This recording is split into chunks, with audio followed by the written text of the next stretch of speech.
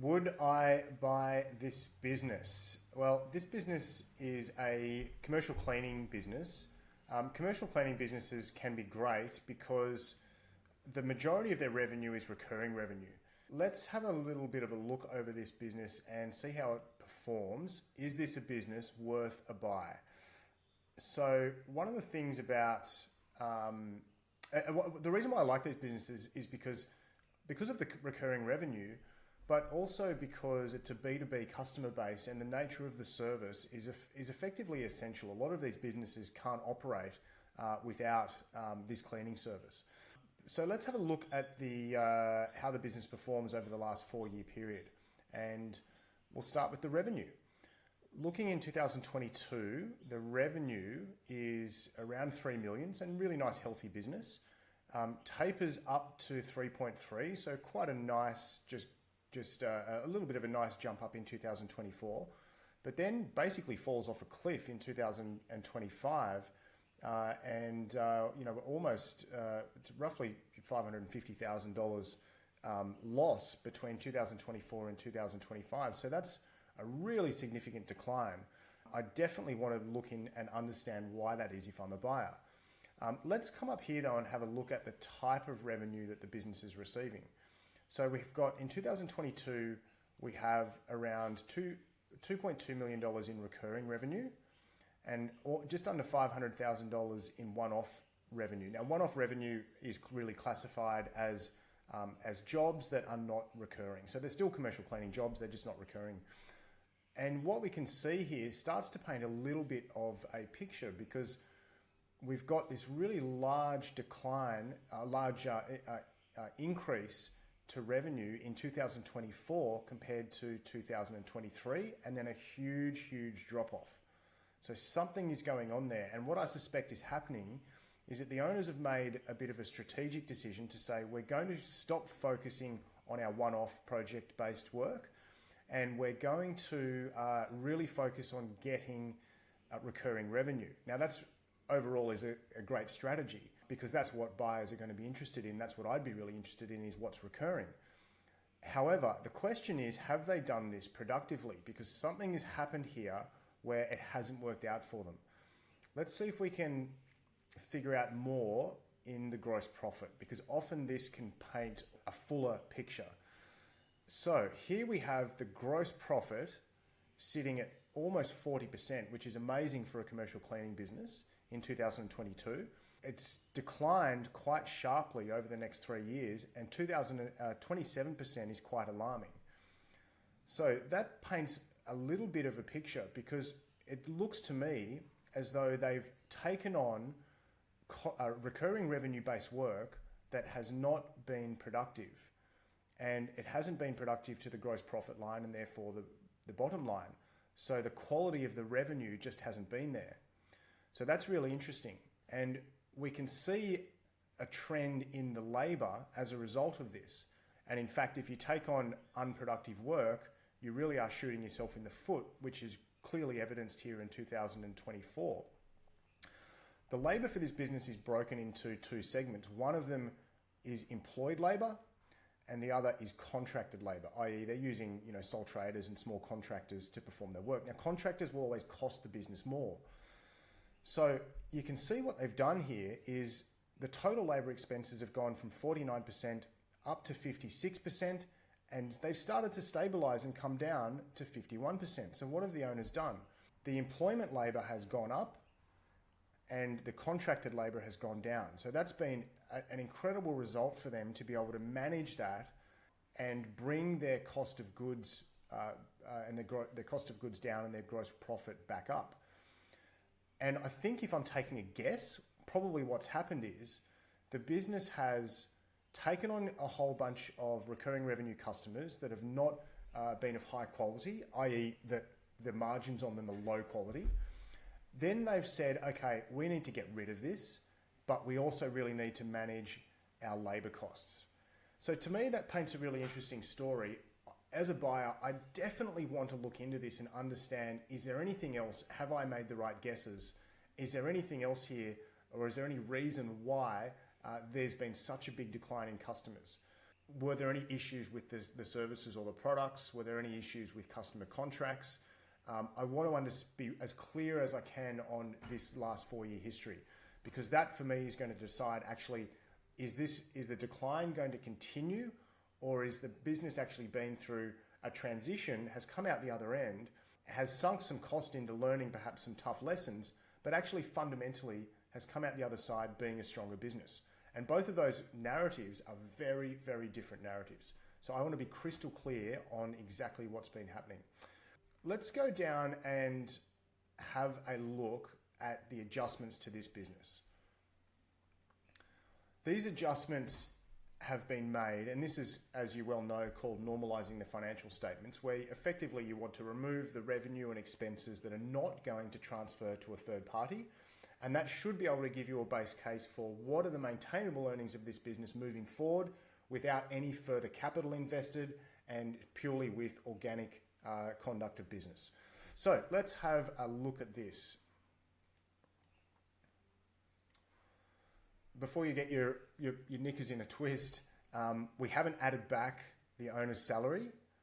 We have accounted for their notional replacement costs. So this is what the owners were paying themselves according to their PAYG.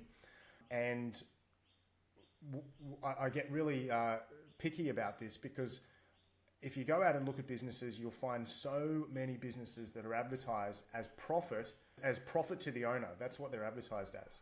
And that often includes a large chunk of that profit being their salary. And what I say to my clients when they're either looking at selling or buyers that are looking at buying is, you cannot apply a multiple rate to a salary where the owner works in the business, because I can just go and get a job for free. Why do I need to pay for a multiple to get that job? That doesn't make any sense. So here we've added back the owner's salaries. We've adjusted for excess accounting fees. We've brought that back to about $9,000 a year based on one entity, and these excess fees are related to other business assets the vendors own. One of the things that I'd probably question, I probably would leave this up to the buyer and the seller really to negotiate, but is the add back for the marketing expenses. Here the seller's represented that moving forward, we only need around $6,000 a year for marketing and advertising. I think the buyer might have a reasonable argument to say, well, that's not what you've done historically. So why is this only $6,000? And is that going to have any impact to the revenue and lead generation of the business? So if I'm a buyer, I'd really want to query that and understand what sunk cost or lessons have been learned in this period as well. Or is this just a clever way of increasing the underlying EBITDA? This is another really interesting one, bank merchant fees. And the seller has said we want to add back all of the Amex charges. In my opinion, I think this is pushing the line a little bit, because when you're dealing with organizations, they want to deal with a commercial cleaning company and they don't want friction. And many organizations, they have Amex cards. They preference Amex cards. They like to use Amex cards with their suppliers. I think if you were to remove Amex as a payment method, you're probably going to annoy some customers at the very least, and perhaps alienate them and give them a reason to look elsewhere. So my position on this would actually be, that's not something that should be added back. That actually is and should be a maintainable ongoing cost to the business. Legal fees absolutely are an add back here. This is just in relation to an acquisition the sellers have done in prior years, so nothing to do with this business. The next thing I want to check is the rent. So the rent, this really stands out to me. They've added back the rent, and the reason is because they've moved from a bricks and mortar headquarters to working remotely. So their rent figure basically is now non-existent. What's curious though is that this also occurred about the same time that the decline in revenue occurred. So I'd want to understand, if I'm buying this business, did any of this contribute to the decline in revenue? So for example, were customers coming to HQ and interacting with the business at the bricks and mortar site at the HQ? Very unlikely, given that it's a commercial cleaning business, but I'd still want to just understand, has this caused or contributed to any decline in revenue at all? Probably not. One of the other changes we've made is we've just netted out some abnormal stock movements that we just found really unusual. The sellers weren't really able to explain what they were, and if we actually look at they don't happen like for like, and they certainly don't happen to the accounting standards. But we've got a closing stock figure of 65,000, and then an opening stock figure, but we don't see opening and closing stock figures anywhere else. So I've netted those out on a like-for-like basis, and I think that's pretty reasonable. Seems to me to be some sort of clever accounting. Okay, and then the rest are fairly straightforward. Subscriptions and memberships here, look, you have to understand this probably with a little bit of a grain of salt, but we did have a look at the transaction records and looked at these itemised expenses, and these we're pretty satisfied that these fees were related to other businesses and personal usage. They've just bundled everything together because they get better rates. So we've left some expenses in there in relation to subscription and memberships that we think are maintainable and reasonable. Okay, and then finally, this is the big one, is what is it going to cost to replace both of the owners? You know, the narrative that the owners provide is that there is one GM in the business. There's one GM in the business, and there is also a middle management role. And both of those roles will be able to replace both of the owners.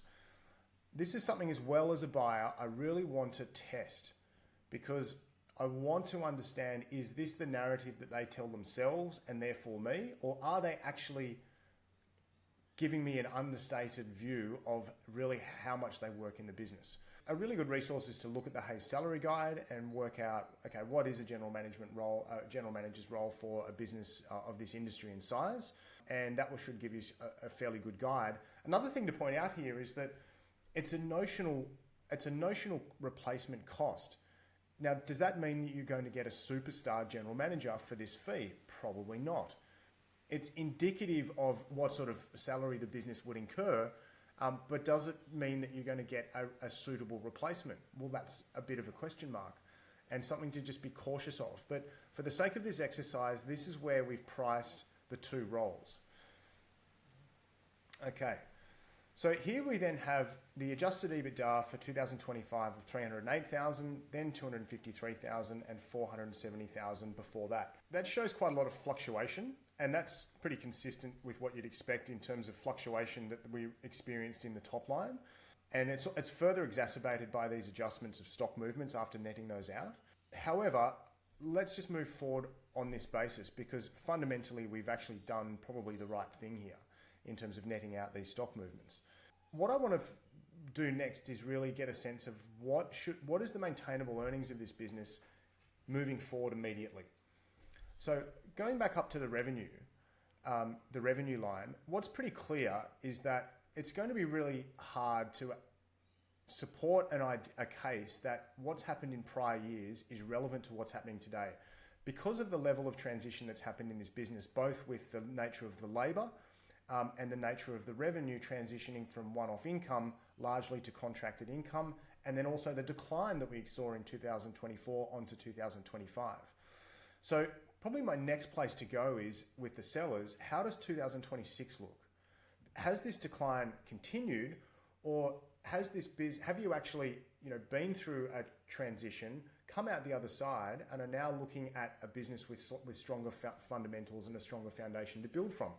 So for me, that's going to be really important to understand. But for the purposes of this, just looking historically, what I've done here is I've weighted 2025 at 80% and 2024 at 20%. And that basically means that we've captured the current trading year as being most representative of the future earnings. And that's fairly typical for a business, certainly that's been through this transition and has this level of fluctuation. Okay, so maintainable earnings of 297,000. That's actually quite a nice number because it's a little bit lower than what the 25 adjusted EBITDA was. So it gives the seller and the buyer a little bit of wiggle room during due diligence, which is always a good thing. Would I buy this business at this point? For the right price, yes. I would be interested in it actually, because if 2026 is tracking and it looks like the business has started to recover from some of the transition it's been through, then absolutely I would look at this buy. If it's not, I absolutely would be discounting this quite considerably. Before we move on though, let's have a quick look at the balance sheet. So we've got the balance sheet in let's just have a look at 2025 and 24 for a moment. So we have total current assets of 254,000. That's made up of cash at bank and trade and other receivables. And the first thing I want to do is check the total current liabilities. So we've got total current liabilities of about 264,000.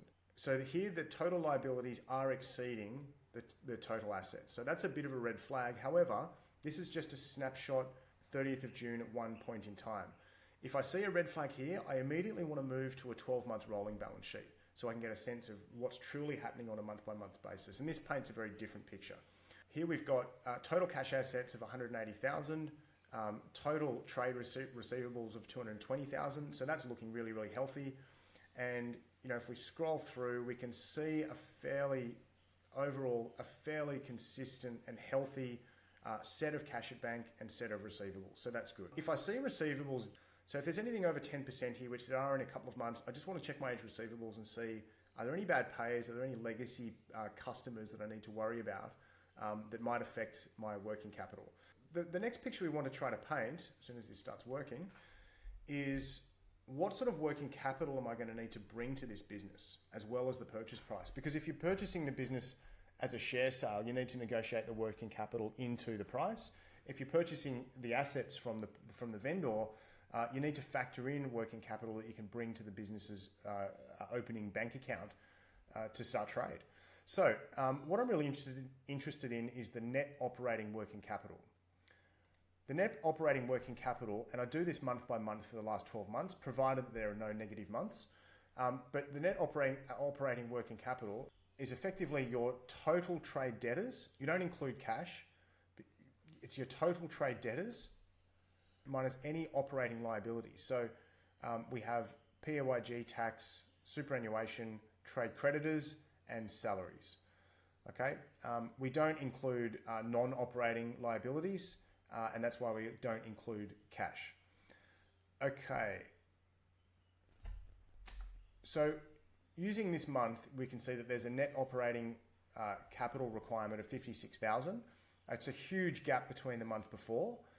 So I want to look at the trend over the last 12 months. In this case, what I've done is I've just used the 12-month average. And I believe that it's pretty reasonable to have to bring around $150,000 in working capital to this business to cover the immediate expense shortfall from day one before revenue starts coming in, which to the look of it, most of it will start coming in month 2, given the 30-day payment terms and given where the level of age receivables are. So that's fairly reasonable. Would I buy this business? And what sort of multiple would I pay? Well, let's just assume that this is maintainable. Let's assume that there is going to be no further customer attrition. I've got to bring $150,000 to the business. I've got to build that into my overall investment thesis. Here you may be looking, and there's a lot more to dive into here, but you're certainly perhaps looking at somewhere between the 6 to 800. Factoring in a little bit of working capital as well, provided that everything else checks out, provided that the trajectory has now started to stabilize and is looking positive, provided there aren't any legacy issues with customers, provided that the contract terms with customers are all reasonable and we have a reasonable amount of work in pipeline to offset any potential attrition. There's a whole host of other things that we'd look at, but yes, it is viable, provided that the trajectory in 2026 is going the right way. If it isn't going the right way, absolutely not.